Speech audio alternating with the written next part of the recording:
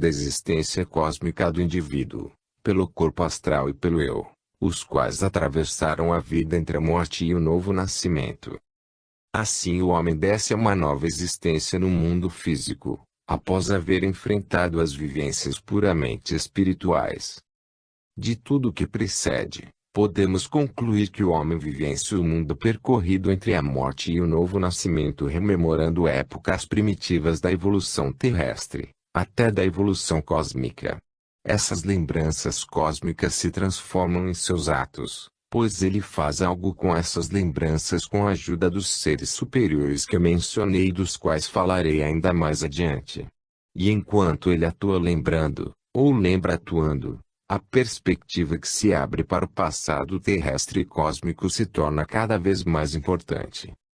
As vivências que o homem tem durante seu contato com os seres lunares lhe trazem à alma a recordação de uma época de suas vidas anteriores, em que seu relacionamento com esses seres havia sido semelhante ao de agora. Ele visualiza uma sequência de vidas semelhantes à atual. Remontando para além delas, nota um período em que sua vida na Terra havia sido mais próxima da atual população lunar. Ele vê uma época da qual está separado, na existência física, por aquilo que os geólogos chamam de era glacial. Aquela época da evolução terrestre é descrita em minhas obras sob o nome de época atlântica. Mas seu olhar remonta mais além, encontrando a época lemúrica. E aí as condições exteriores na Terra eram bem diferentes das atuais. O homem não estava intimamente ligado à Terra em que pisava com seus pés. Vivia então, como ser etérico, na atmosfera ao redor da Terra. Essa forma de existência lhe era possível porque a atmosfera continha, em dissolução, a água que atualmente se encontra condensada nos mares e nos continentes, mas também outras substâncias, atualmente transformadas em matéria sólida. Nessa época lemúrica, pouco importa a terminologia usada, o homem vivia, pois, no espaço ao redor da Terra. Prosseguindo em sua retrospectiva, o homem avista uma época em que vivia unido aos próprios seres solares, antes que o Sol se tivesse separado da Terra durante a evolução cósmica. Não se trata do ciclo solar descrito no livro A Ciência Oculta, ou seja, a segunda encarnação da Terra, mas sim da recapitulação desse ciclo na presente fase evolutiva da Terra. De certa forma, o conhecimento do homem, ao ser completado pelas experiências pós-morte, torna-se cosmológico. A evolução da Terra e os resultados repetidos dos ciclos anteriores da evolução terrestre vêm à tona mediante a atividade realizada pelo homem em colaboração com os seres superiores. Essa atividade faz reaparecer o passado da Terra em sua relação com todo o sistema planetário, o Sol, a Lua e os planetas que deles dependem. Com tudo que vem à tona, o homem molda aquela porção do futuro que lhe cabe moldar nessa altura, ou seja, sua próxima vida terrestre.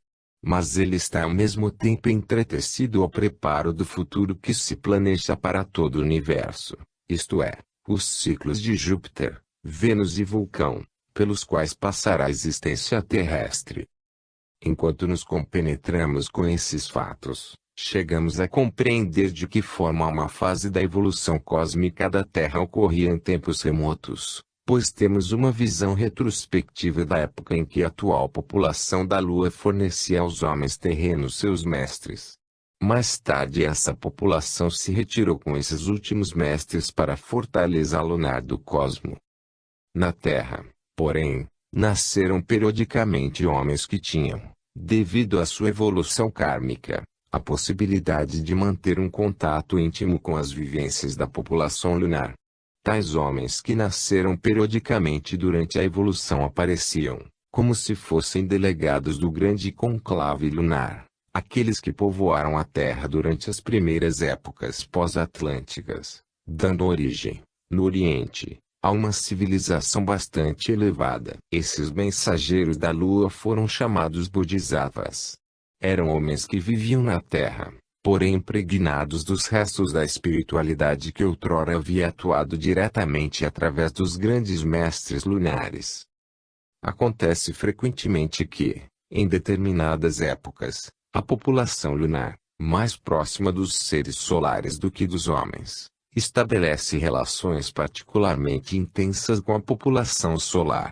Foi por esse caminho, isto é, por meio dos mensageiros da Lua, chamados no Oriente de Bodhisattvas, que a sabedoria solar pôde chegar até os homens que viviam na Terra durante a época das antigas civilizações orientais.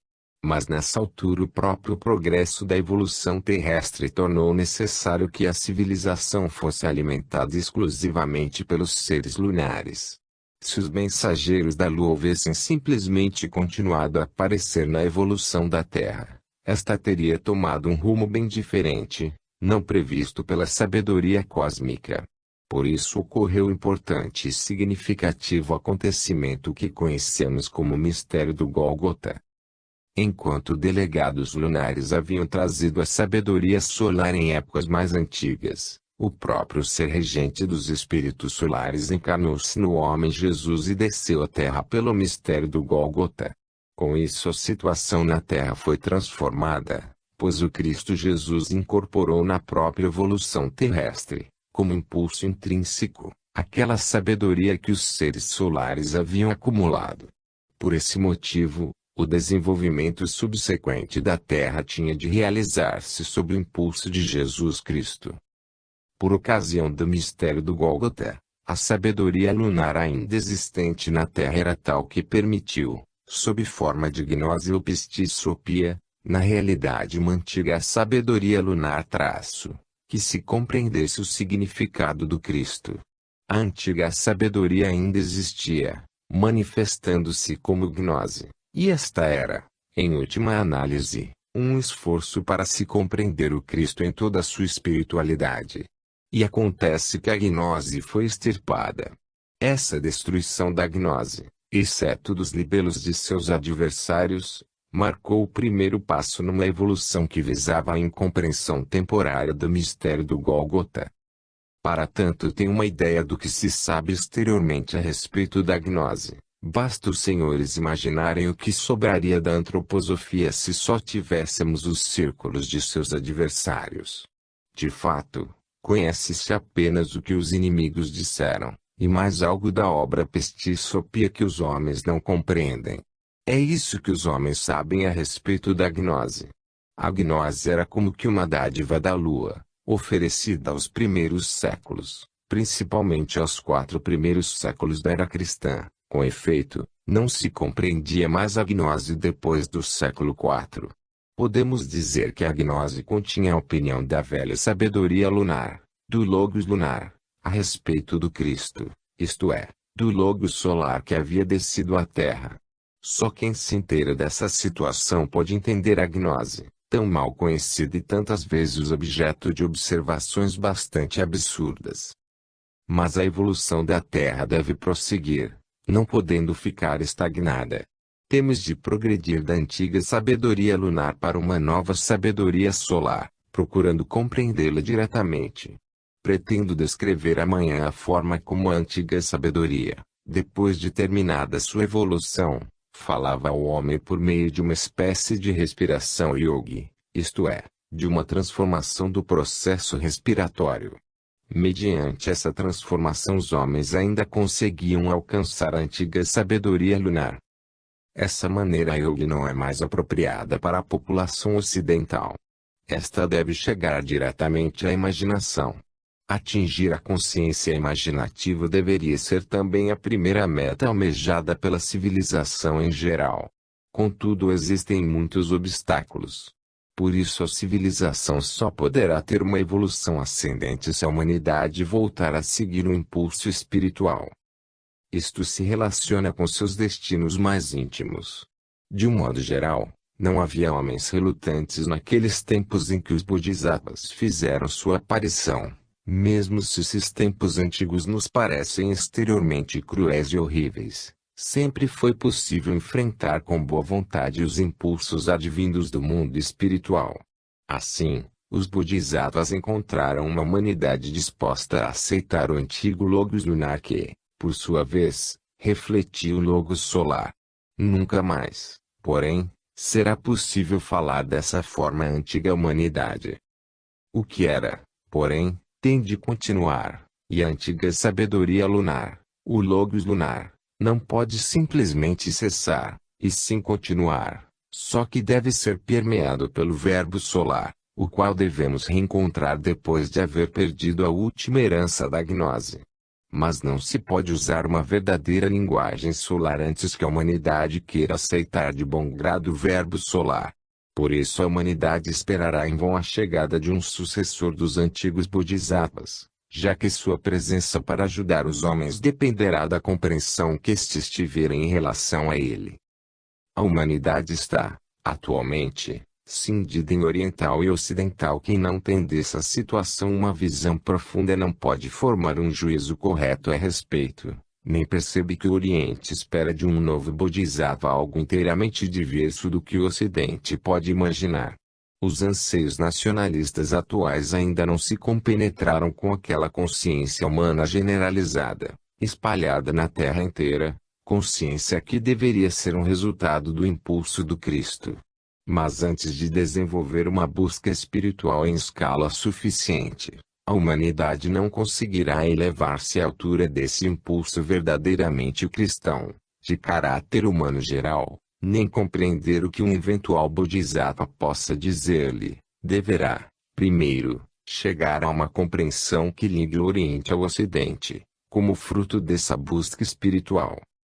Com isso eu indiquei o tema de minha próxima conferência. A situação atual não significa que os homens devam esperar pelo Bodhisattva, mas sim que este deve esperar ser compreendido pelos homens, para poder falar em sua língua. Com efeito, a humanidade entrou na época da liberdade.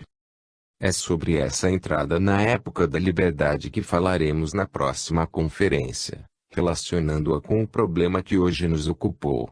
Mas tudo o que a humanidade terá de enfrentar para encontrar o mais íntimo impulso que possa conduzi-la ao mundo espiritual está relacionado com vários aspectos e sintomas aparentemente insignificantes da civilização. Perdoem-me se estou ligando o assunto grandioso que acabo de mencionar com algo mesquinho, mas o grandioso se observa às vezes através de sintomas minúsculos. Alguns dias atrás eu disse que justamente neste lugar onde as imaginações se apresentam à mente com tanta firmeza se sente a perturbação causada pelos automóveis. Já frisei que não falo contra os automóveis. A antroposofia não pode ter um ponto de vista reacionário. Andar de carro obviamente me apaixona quando é necessário, pois não se deve querer fazer o mundo regredir. Mas quando algo se manifesta de forma unilateral, convém opor-lhe algo em sentido contrário. Andar de carro é, portanto, perfeitamente correto, mas ao lado dos automóveis e de tudo que se refere aos passeios de automóvel deveria surgir um coração com um pendor para o mundo espiritual. Só assim a humanidade sairá triunfante, mesmo se ainda surgirem outras coisas além dos automóveis. Ela vencerá graças à liberdade que deve nascer, mas que, não obstante, deve ser usada para uma volta ao Bodhisattva. A própria humanidade poderá defender-se contra os efeitos das coisas que surgem no mundo para a execução mecânica dos serviços pertinentes ao homem. Pode-se já afirmar que a humanidade resistirá com suas próprias forças aos efeitos dos automóveis, das máquinas de escrever, etc. A situação é diferente no caso do gramofone.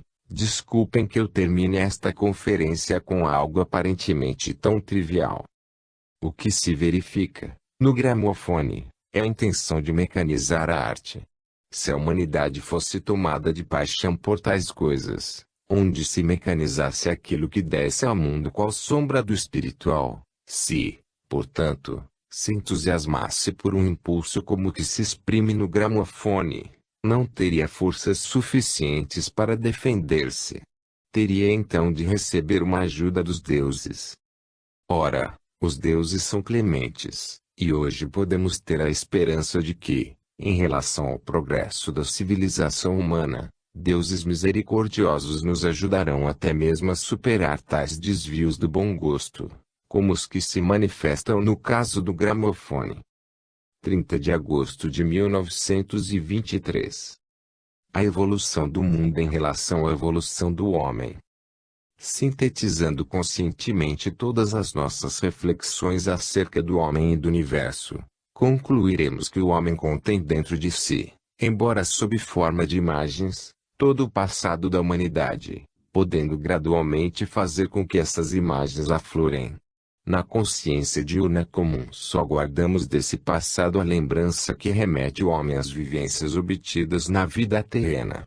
Mas quando um homem conduz sua consciência comum pelos caminhos por mim indicados, esta se torna cada vez mais clara e faz retroceder um passo cada vez mais amplo em direção ao passado da evolução do universo. Nós vimos, inclusive, como o homem revive depois da morte todo esse passado cósmico. Quando a imaginação torna paulatinamente visível aquilo que permanece invisível aos sentidos comuns, o homem olha não só para suas recordações, mas para tudo o que plasmou a ele próprio dando-lhe forma a partir de dentro, isto é, as forças do crescimento e da alimentação, as quais têm todas uma origem espiritual. Ao alcançar a inspiração, o homem dirige o olhar para a existência pré-terrestre, porém não apenas para de seu próprio ser. Vimo-lo ir, de certa forma, da Terra, ilha cósmica, para o oceano cósmico livre, onde se encontram os astros que, por sua vez, se lhe revelam como morada de seres espirituais. Quando, finalmente, ocorre a intuição, seu olhar abrange até as vidas terrestres passadas, e com ela surge uma visão de toda a vida pregressa do mundo. O homem nasceu de todo o universo, e todo esse universo está presente em seus corpos físico, etérico e astral e, durante a existência terrena, em grau menor no eu. Tudo isso está contido nele, vivendo e atuando em seu interior. Nós carregamos todo o passado da evolução cósmica, resultado da atividade espiritual de inúmeras gerações espirituais divinas. Todo o trabalho de gerações divinas está contido na estrutura dos nossos órgãos, nas forças que os permeiam e nos sentimentos e pensamentos que desabrocham das forças desses órgãos. Carregamos dentro de nós a atuação de toda a evolução passada do cosmo. Depois de termos aguçado ao menos mentalmente olhar em direção ao passado, dirigimo-lo àquele mundo que nos circunda aqui na Terra. Em nosso estado de consciência comum, só percebemos deste mundo o que os sentidos nos trazem e o que a razão pode elaborar com base nas observações sensoriais. Mas isso é apenas uma parcela íntima do mundo. Além da existência sensorial estende-se imensa existência espiritual, que por sua vez atua em todas as cores que aparecem na natureza, nos sons que nela ouvimos, nas sensações de calor e de frio, enfim, em tudo o que, dos fenômenos da natureza, atua sobre o homem. Além da natureza manifesta, física e sensorial, existe uma natureza oculta e espiritual que também nos circunda. Esse mundo ambiente, que na percepção sensorial nos apresenta apenas em sua superfície, abarca já hoje toda a evolução futura do homem.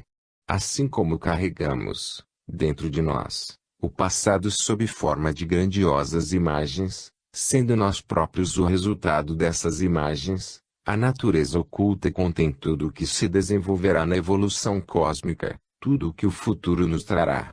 Podemos, pois, enunciar as seguintes importantes afirmações: o homem carrega em seu interior o passado do universo, o mundo exterior contém o futuro do homem.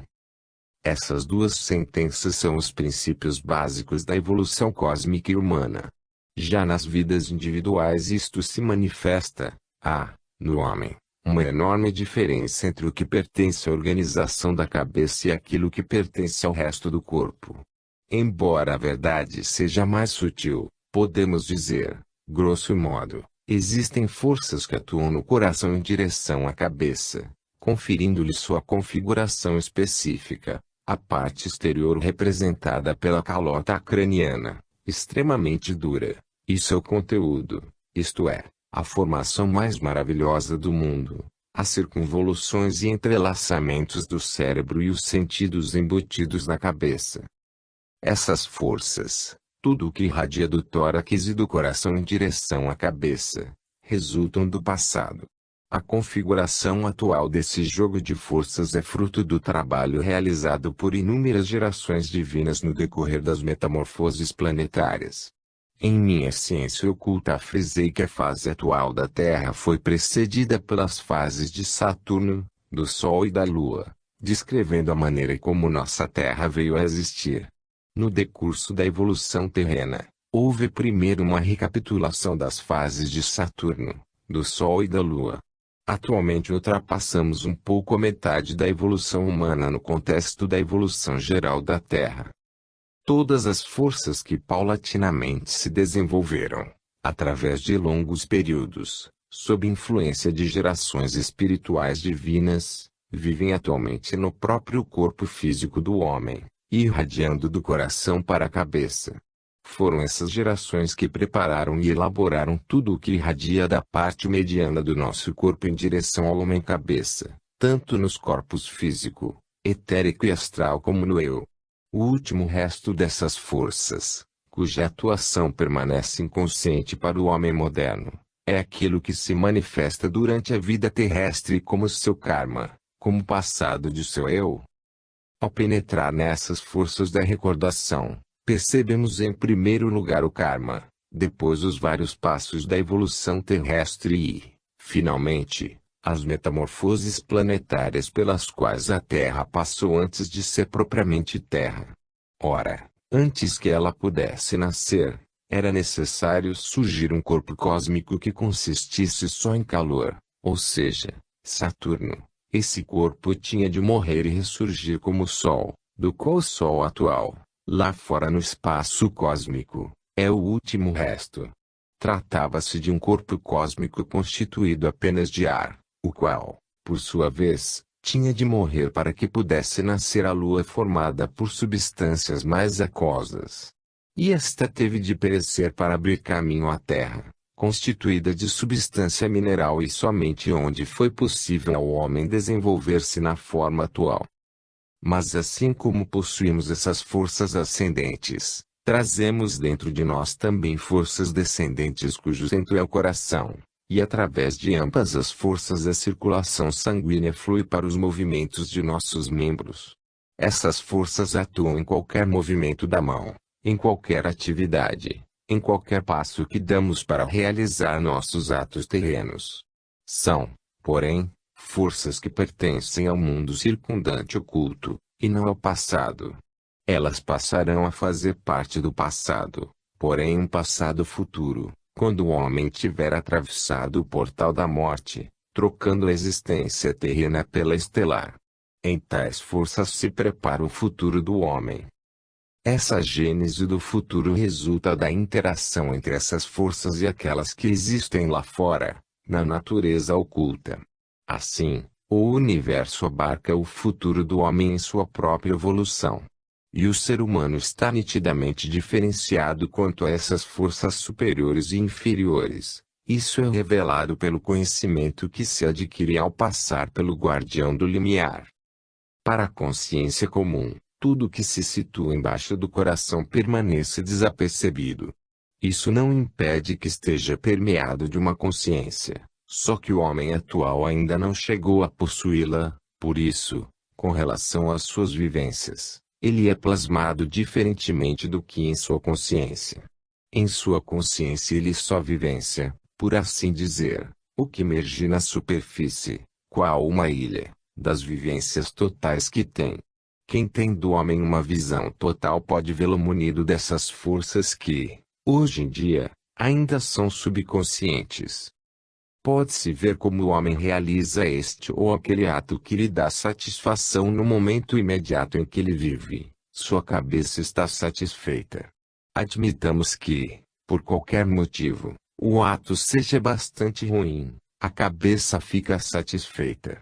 A consciência comum desconhece as circunstâncias, pois enquanto a cabeça está satisfeita, a mão que comete o ato estremece no subconsciente. E embora nem sempre seja visível exteriormente, esse estremecimento transmite-se aos corpos etérico e astral.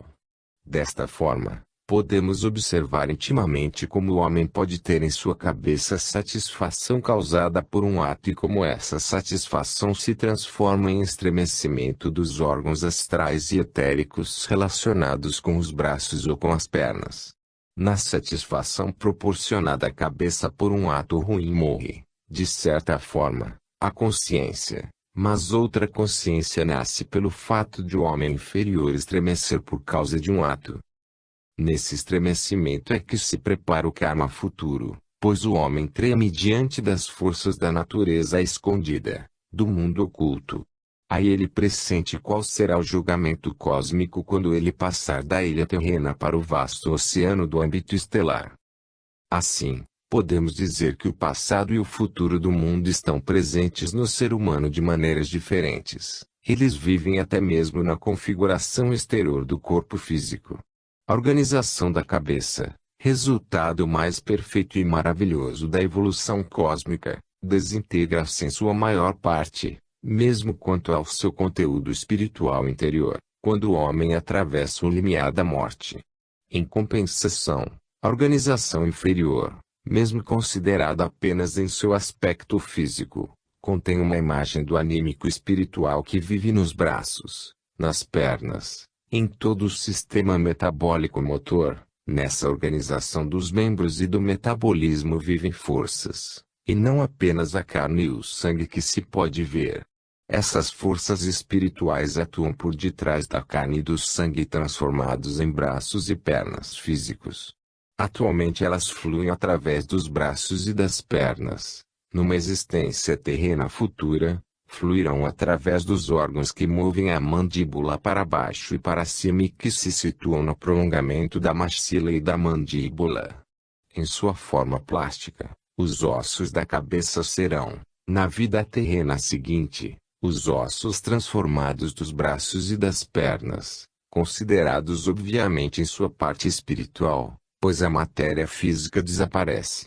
Falando em termos de forças e dinâmica, podemos dizer que nossos braços e pernas atuais reaparecerão na próxima encarnação como formação da cabeça. A própria organização física é uma imagem de como o ser humano percorre as vidas terrestres. Quem contempla a forma artística da cabeça humana na vida presente vê aí as formações plasmadas pelo indivíduo em sua encarnação anterior, mediante o tratamento dispensado aos homens e ao ambiente por meio dos seus braços e mãos. Os feitos dos braços e pernas de uma encarnação vivem na forma da cabeça, na encarnação seguinte. A frenologia comum é, a esse respeito, bastante superficial, pois interpreta as formas da cabeça de modo intelectual. Por trás dela se esconde uma frenologia oculta mais profunda, que é individual para cada homem e não pode ser aprendida conforme regras gerais, mas permite desvendar, por uma interpretação das formas da cabeça baseada em intuições, o resultado de um trabalho preparatório realizado pelo indivíduo enquanto andava e atuava em sua encarnação anterior. Eis, pois, a relação entre o passado e o futuro, na evolução cósmica e humana. Vimos que o homem constata, ao observar a si próprio, que sua evolução é o fruto do trabalho de muitas gerações divinas através de períodos imensos. Naturalmente só podemos esboçar a maneira como os aspectos da existência atual do homem apontam para o trabalho plasmador dessas gerações de deuses ao longo da evolução terrestre, de Saturno, do Sol e da Lua. Tomemos 3 impulsos, na vida humana terrestre, que queiramos escolher como especialmente típicos do homem. Basta observarmos com a consciência comum a maravilha do desenvolvimento humano a partir dos primeiros dias de sua existência, donde emergem os impulsos que plasmam a criança nos primeiros dias e semanas, dando contornos mais definidos às suas formas vagas e transformando mais tarde os movimentos caóticos dos braços e das pernas em movimentos ordenados. Temos o pressentimento de que algo espiritual, escondido nas profundidades ocultas da natureza, se exprime no corpo. Sentimos que não existe coisa mais assombrosa do que esse desabrochar do homem interior em suas formas exteriores, constatável durante o desenvolvimento da criança em seus primeiros anos de vida. Quando sabemos contemplar esse processo com senso realmente artístico e religioso, a devoção que sentimos diante do espiritual que se desvenda ultrapassa qualquer vivência artística, científica ou religiosa que possamos receber do mundo exterior. Podemos dar maior ênfase a três aspectos desse desabrochar da criança. Habitualmente se diz que a criança aprende a andar. Isto é de fato algo admirável, pois abarca um mundo de movimentos. De uma posição paralela à superfície da Terra, a criança se ergue para a posição ereta. No momento em que dizemos a criança aprende a andar, escolhemos apenas o fato mais visível e mais notável. Na realidade, porém, ela aprende a orientar todas as suas forças de uma forma nova, no que se refere à Terra. Ela aprende a colocar-se no cosmo inteiro com seu próprio equilíbrio interior, de acordo com as suas próprias forças. No que ali constatamos, vemos o homem transcender o reino animal. O animal nunca chega a viver esse instante de sua existência. Ele não pode fazê-lo, pois fica com sua coluna dorsal paralela ao solo, e mesmo quando se ergue, como acontece com os macacos, isso está em contraste com sua organização. Quem pretende fazer um julgamento do homem deve observar o que significa a criança aprender a andar.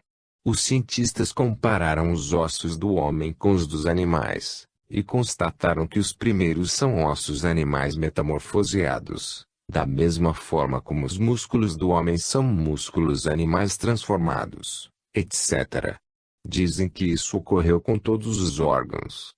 Mas dessa forma não se descobre a diferença entre o homem e o animal. Essa diferença, nós a descobrimos apenas ao focalizar o homem no momento em que ele abandona a animalidade que caracteriza os primeiros tempos de sua vida para erguer-se, achando seu equilíbrio dentro do equilíbrio do universo. Ele nunca teria aprendido essa arte se os primeiros preparativos não tivessem sido feitos desde tempos antiquíssimos. Essa capacidade já era inerente ao ser humano, qual um germe, durante o ciclo de Saturno. Foi nessa fase saturnina em que seres divinos implantaram o germe para aquilo que acontece quando a criança, como nós dizemos, aprende a andar. Naquele tempo não havia animais, estes só apareceram durante o ciclo solar. O homem, considerado em sua disposição original, é mais antigo que os animais. A origem das forças que atuam de forma visível quando o homem passa a caminhar remonta à época do antigo Saturno.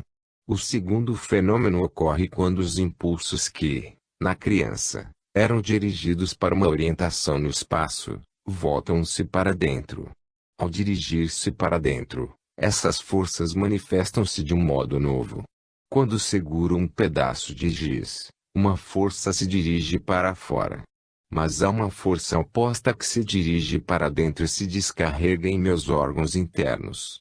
Essa força dirigida para dentro, mas que nasceu de um esforço para orientar-me através dos movimentos dos membros, manifesta-se na evolução da criança quando esta aprende a falar. A fala é a segunda arte que a criança aprende. Primeiro, as forças se dirigem para fora. A criança aprende a orientar-se no espaço. Depois, as mesmas forças dirigem-se para dentro. A criança aprende a falar. A ciência natural só conhece uma pequena parte desses fatos. Sabe apenas que um homem canhoto tem o centro da fala do lado direito do cérebro, enquanto o indivíduo que usa de preferência a mão direita tem seu centro da fala à esquerda.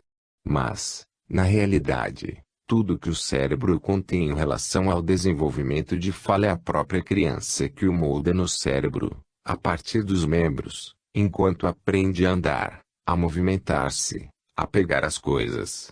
Eis as forças que se dirigem para dentro e que depois passam do cérebro aos órgãos da fala.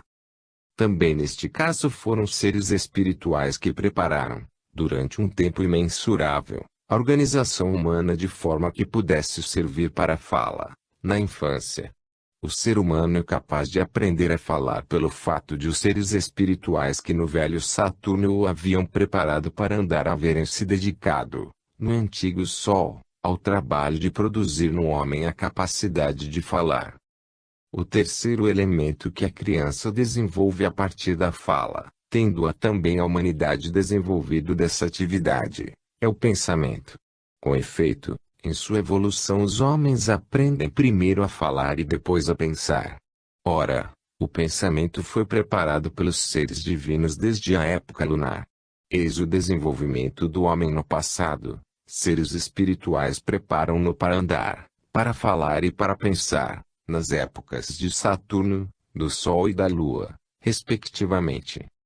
Ao homem juntou-se, na época solar, o reino animal, obviamente numa forma exterior diferente da atual. Hoje os animais têm de comer plantas. Naquele tempo isso não era necessário, pois eles eram simplesmente seres existentes no ar e constituídos de mera matéria aérea. As plantas apareceram somente na fase lunar. A evolução entra na fase da Terra propriamente dita. E somente nessa altura que o homem desenvolve aquilo em que as forças do andar, do falar e do pensar se realizam de uma forma visível, a figura humana. Ao mesmo tempo, o reino mineral e a mineralidade vêm penetrar também no ser humano. Tudo isso constitui o passado do homem. Se quisermos vislumbrar o futuro do homem a partir do presente, devemos caracterizar a velhice do ser humano, embora os sintomas apareçam de um modo pouco nítido. Enquanto tudo que se revela na evolução da criança através do andar, do falar e do pensar seja evidente por exteriorizar-se, a espiritualização crescente do indivíduo, à medida que este envelhece, é pouco aparente quando não se observa o ser humano com o olhar espiritual. Eu já disse que é maravilhoso contemplar a manifestação gradativa do anímico espiritual através do corpo. Esse espetáculo pode provocar-nos um sentimento de profunda religiosidade diante da mais significativa obra de arte. Mas é igualmente admirável observarmos como tudo que o homem vivenciou por meio do andar, do falar e do pensar em sua vida terrena tende a desaparecer, espiritualizando-se, até o momento em que ele atravessa o portal da morte. Os pensamentos, as palavras, tudo que o homem realizou e conquistou por meio de suas mãos passa por um processo de espiritualização e desaparece. O homem leva para a vida espiritual o que de espiritual recebeu através do pensar, do falar e do andar. E da mesma forma como os fenômenos do andar, do falar e do pensar apontam, na criança, para estados anteriores da evolução terrestre, Lua, Sol, Saturno traço, aquilo que o homem vivencia em seus pensamentos aponta para suas próximas vidas terrestres, e daí para as grandes épocas da evolução da Terra. O desenvolvimento futuro, tanto do universo como do homem, faz-nos entrever o ciclo de Júpiter, ou seja, o estado que só será realizado depois da morte da Terra e de sua ressurreição num novo ciclo planetário. São os pensamentos humanos que nos indicam isso. Eles próprios não existirão nessa época como pensamentos flutuantes no homem, e sim serão autoplasmados, sendo que o pensamento assim configurado se manifestará na forma do homem. Podemos atualmente esconder nossos pensamentos, e nosso rosto pode parecer inocente enquanto somos intimamente culpados. Isso não será possível em Júpiter, próximo à metamorfose do mundo terrestre. Aí teremos um rosto produzido pelos pensamentos, já que o corpo humano não será duro e mineralizado, mas interiormente maleável, consistindo numa matéria bem mole. Quem tiver um pensamento errôneo manifestará logo a seus semelhantes, pela deformação instantânea de seu rosto. Qualquer pensamento tenderá a assumir, de imediato, uma forma definida. E os homens levarão, estampados em sua forma, os pensamentos duradouros, seu temperamento. No ciclo de Júpiter, primeira fase da evolução futura, pela aparência se perceberá se um indivíduo é um malandro ou se apenas nutre instintos animalescos. A segunda fase será determinada por tudo que o homem desenvolve por meio da fala. Em nossos dias a fala flui de dentro para fora, por meio do ar. No futuro, a fala será criadora. A palavra não se desintegrará no ar depois de pronunciada, mas se conservará. Por meio da palavra o homem será um criador de formas. Desse modo, o homem moldará a si próprio pelo pensar, da fase jupiteriana em diante, e plasmará seu mundo ambiente por meio da palavra, durante a fase de Vênus. Se pronunciar uma palavra mal intencionada, algo semelhante ao medium da forma vegetal nascerá no ar, pois o ambiente de Vênus consistirá, essencialmente, numa matéria tão sutil como o ar. O homem será rodeado pelas criaturas engendradas por sua própria fala. Aquilo que vive no andar e nos movimentos dos braços será desenvolvido durante o ciclo de Vulcão, última metamorfose da Terra, enquanto os sentimentos criadores e a fala criadora se manifestarão na fase de Vênus. Em nossos dias, locomovemo-nos até nossos atos, para realizá-los usamos nossos braços. Mas nada disso permanece. Dirigimo-nos a algum ponto para realizar algo, pode ser algo complicado, posso até fazer uma guerra. Mas quando vamos embora, nada fica no mundo exterior. Ora, nossos movimentos deixarão um marco permanente na fase de Vulcão. Aí o homem não só andará e apalpará, mas tudo o que realizar andando e apalpando ficará gravado na existência de Vulcão. Seus feitos serão mesmo realizados na existência de Vulcão, e a fase de Vulcão será formada pelos atos realizados pelo homem. Tudo isso nos mostra o enorme ato constituído pela existência da Terra entre o passado e o futuro da evolução cósmica e humana. Tudo o que era feito até a existência da Terra era obra das gerações divinas e espirituais, o que seguirá será obra do próprio homem. Eis onde a liberdade chega ao ser humano, em meio à evolução cósmica. O homem foi colocado no mundo pelos deuses e deles recebeu a existência para a liberdade. Dos deuses recebeu seu andar, falar e pensar, e até mesmo sua forma exterior. Mas enquanto anda, fala e pensa, ele acrescenta algo de sua evolução futura do universo. Na época atual, vemos o homem desprender-se do passado e integrar-se no futuro. Ele tem algo do passado em seu karma, e algo do futuro naquilo que incorporará ao seu karma por suas volições dirigidas ao futuro. O homem está agora, de certa forma, no período de aprendizagem entre o passado e o futuro. Tudo isso impede que as coisas se passem da forma como indiquei ontem. Eu disse que deveria haver entre duas encarnações aquele intervalo de 2160 anos. Mas o homem não assimila durante uma vida tudo o que deveria extrair dela. Por esse motivo os intervalos entre a morte e o novo nascimento são, na realidade, bem diferentes. Para ninguém eles chegam a 2160 anos, ao contrário, são sensivelmente mais curtos. Pessoas que se abandonaram a uma vida exclusivamente terrena ou que tiveram tendência à criminalidade têm poucas chances de ir bem longe em sua viagem através das estrelas, voltam logo a viver na Terra, depois de um curto intervalo entre a morte e o novo nascimento. Outros precisam de mais tempo para aprimorar e refinar as vivências anímico-espirituais que tiveram na Terra. De um modo geral, pessoas com tendências animalescas, entregues a paixões e instintos, voltam rapidamente. Aqueles que passaram por um desenvolvimento espiritual normal só retornam após mais longo tempo. Pode também acontecer que certas pessoas, por espírito de sacrifício, voltem para prestar uma contribuição à evolução da Terra, tiveram um discernimento mais profundo e mais espiritual do mundo e do que se deve realizar na época atual. Com efeito, os 3 a 6 círculos planetários descritos em minha última palestra, Marte, Júpiter e Saturno, podem ser percorridos mais rapidamente por quem manifesta amor pelo espiritual já na vida terrena. Quem atravessa o portal da morte dotado de instintos inferiores recua antes de terminar os referidos círculos, sendo repelido em particular pela região dos planetoides. Em minha próxima palestra, falarei a respeito dos que penetram em todo tipo de círculos por terem cedido a determinadas influências em sua vida pessoal ou nacional, etc.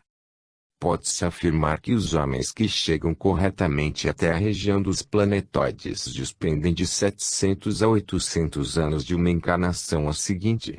Isso é normal para os que não são, especificamente, caracteres inferiores. Contudo, um discernimento mais profundo e um amor pelo mundo espiritual permitem que se abrevie conscientemente a vida entre a morte e o novo nascimento.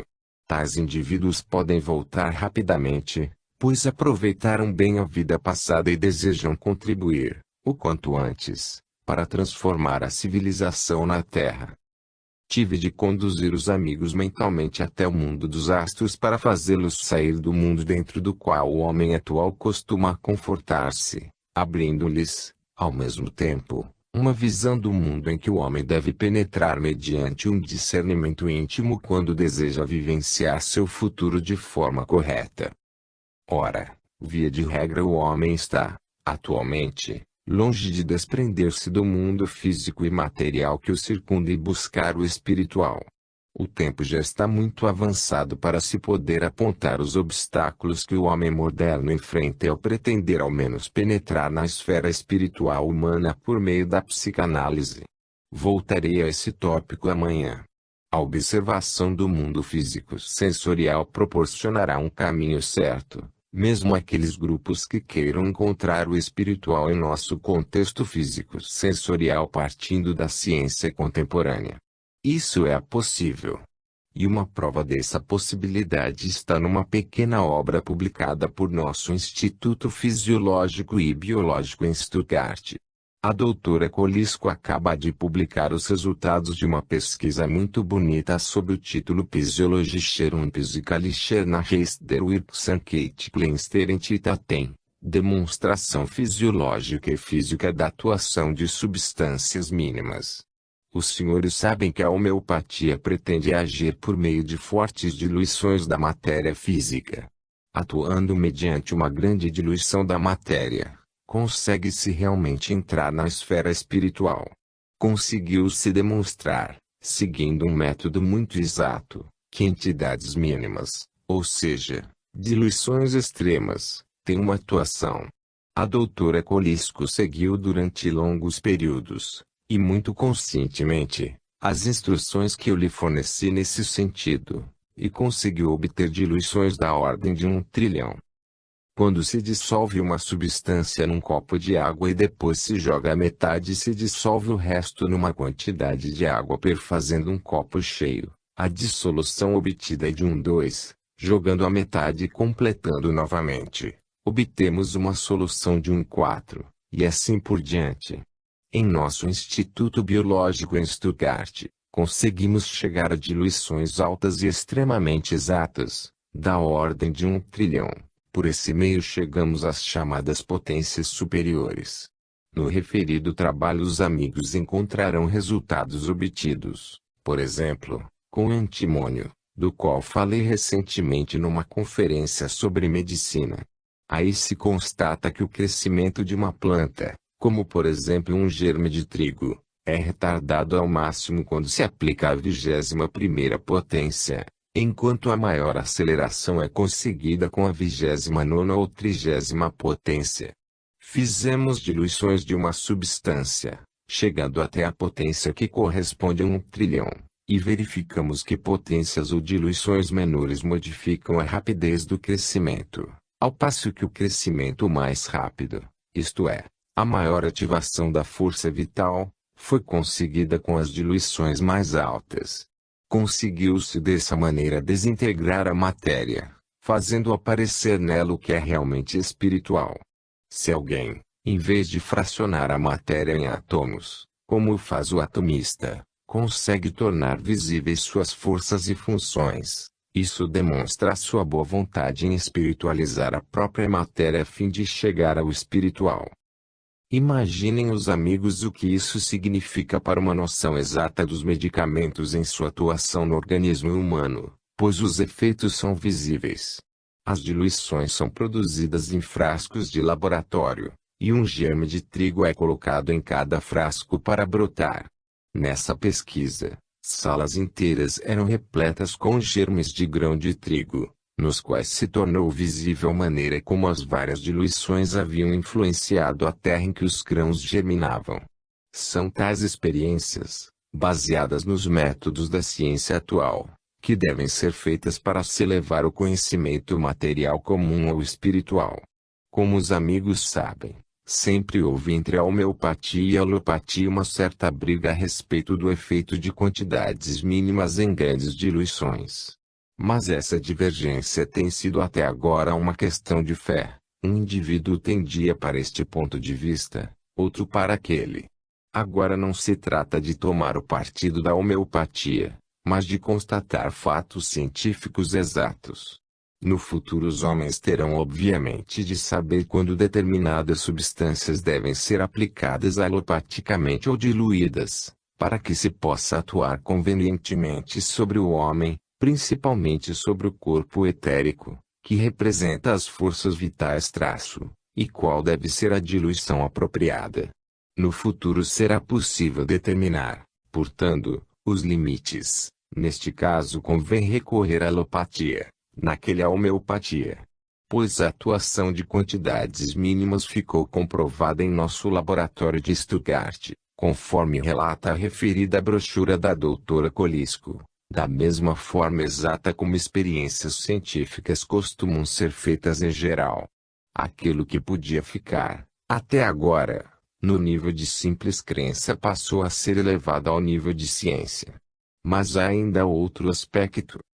Convém observar, na referida obra, as curvas traçadas com toda a exatidão, mostrando as variações das forças do crescimento. O traçado é diferente de acordo com a diluição maior ou menor das substâncias. Em caso de determinada diluição temos um ponto mínimo e, em caso de diluição ainda maior, um máximo de crescimento, mas depois a curva cai para um novo mínimo, subindo daí para outro máximo, etc. As curvas elaboradas com toda a precisão revelam, pois, um ritmo que atua em toda a matéria, tornando aí manifesta a presença do espiritual existente em todo o âmbito material. Efetuamos no homem a transição do sistema metabólico para o rítmico, mas esse sistema rítmico pode ser encontrado na natureza de uma forma cientificamente exata.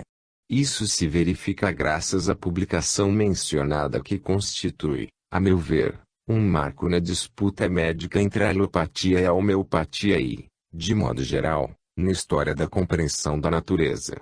Se esses resultados forem devidamente apreciados, não será mais possível procurar essas leis da natureza apenas atomisticamente, pela medição e pelo peso, mas se verá que um ritmo se manifesta em toda a matéria, e que um ritmo cósmico se expressa através do ritmo observado na natureza.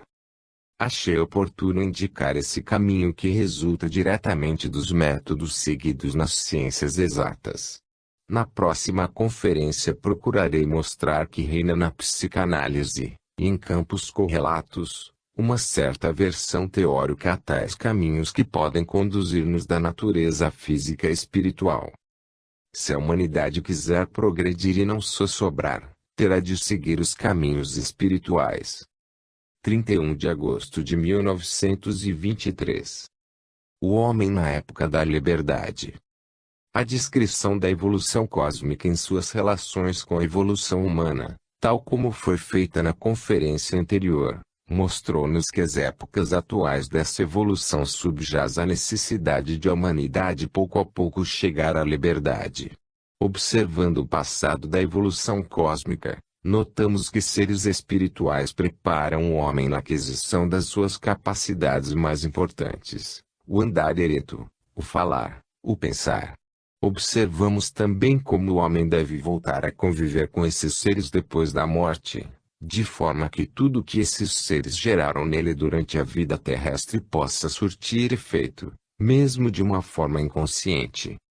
Quero apenas lembrar que, graças às forças do Sol e da Lua e, dentro da esfera solar através de Marte, Júpiter e Saturno, o homem é introduzido no mundo dos astros, isto é, naquilo que corresponde espiritualmente ao mundo dos astros. Desejo acrescentar que, ao efetuar a caminhada de regresso, depois de ter chegado, em sua vida após morte, a região dos planetoides, onde vislumbrou os impulsos de Saturno. O homem entra em comunhão com seres espirituais por ora supremos das hierarquias superiores, os tronos, os querubins e os serafins. Trata-se de entidades espirituais que impulsionam simultaneamente tanto o espiritual como a natureza, permeando, vivificando e espiritualizando as leis naturais e procurando harmonizar a vida moral do cosmos com essas leis. São seres que nunca se manifestam de uma forma física e que possuem no mundo espiritual um imenso poder, do qual não se pode fazer ideia na Terra. Esse poder pode ser usado para constantemente harmonizar as leis morais com aquelas da natureza. Pelo fato de reativar em sua existência extraterrestre os impulsos do passado, o homem chega, em sua evolução, a um ponto em que ele próprio pode atuar em conformidade com esses impulsos extraterrestres. Ora, nossa tarefa na época atual da evolução cósmica e humana consiste em transferir para a liberdade do homem tudo o que outrora era produzido por um condicionamento superior, do qual resultava, em escala maior ou menor, uma falta de autodeterminação. Há um momento, na evolução cósmica e humana, em que a humanidade efetuou a passagem da antiga determinação de seu ser e da liderança por seres espirituais à conquista consciente do conhecimento desses seres e, concomitantemente, à conquista da liberdade. Esse momento, que de certa forma significa a grande crise da evolução humana, situa-se ao redor do ano 333 após o mistério do Gólgota. É uma data aproximada, já que as cronologias nunca são exatas. Mas aplicando nossa cronologia atual, o momento crítico se situa ao redor de 333 d.C.